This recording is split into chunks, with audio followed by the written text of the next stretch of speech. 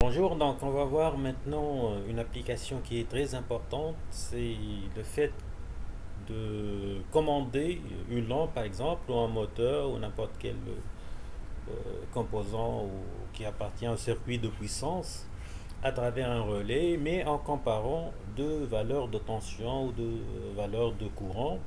Là, on va utiliser un composant spécifique qu'on appelle l'amplificateur opérationnel. Comme vous voyez là, il a deux bornes, donc A et B. Et suivant donc la valeur de A et B, il joue comme un comparateur. Si A supérieur à B, donc il n'y a pas de courant. Si B supérieur à A, donc il y a un courant qui passe à travers S. Donc s'il y en a un courant qui passe à travers S, donc on peut activer le relais. Là, vous voyez ici, il y a aussi un nouveau composant qu'on appelle le potentiomètre. Un potentiomètre, en fin de compte, c'est comme une résistance, mais qui est variable, on peut la varier. Euh, on peut utiliser ce montage en remplaçant un potentiomètre par un capteur n'importe lequel, un capteur de température, de lumière, etc. Et suivant donc l'état du capteur, on peut activer ou désactiver l'état d'une lampe. Je vous montre une application là avec un schéma ISIS. Là, je vais mettre donc, je vais schématiser ce qu'on a vu dans la figure 2 de ce TP2. Et puis donc j'ai ajouté une lampe.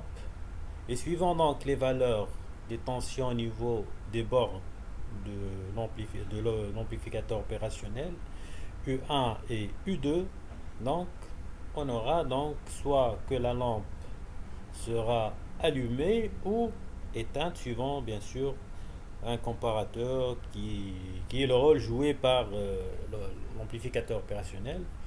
Donc on va voir chaque fois l'état du U1 U2, on va modifier l'état du U1 puisque U2 c'est fixe avec le potentiomètre. On va faire ça avec une simulation.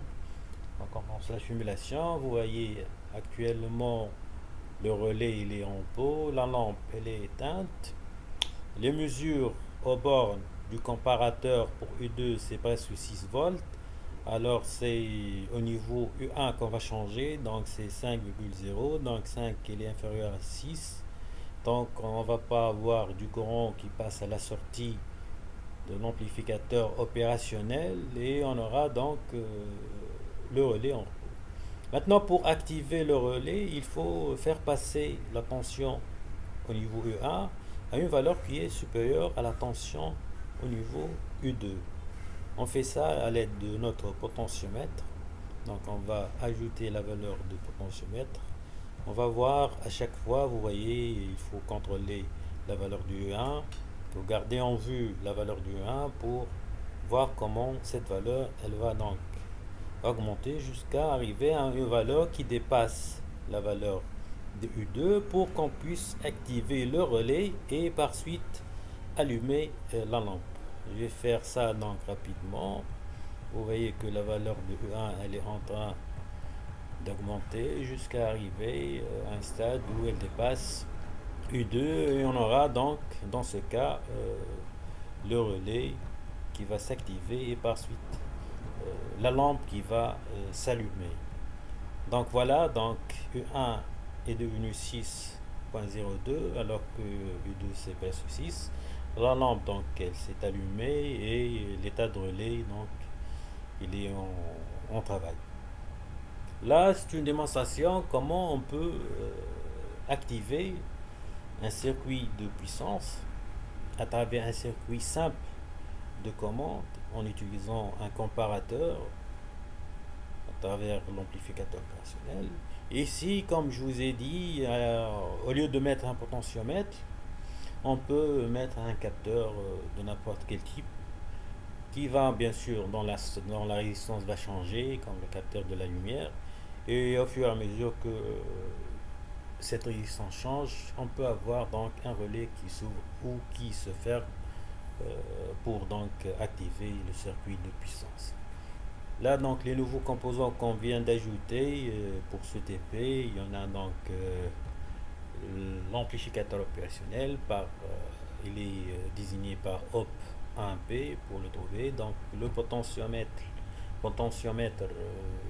algorithmique, logarithmique. Il y en a deux types, potentiomètre logarithmique ou linéaire. Et puis il faut changer à chaque fois donc la valeur potentiomètre pour pouvoir changer la valeur de U1 et pour en fin de compte activer le relais au dépend de tension au bord de l'amplificateur opérationnel.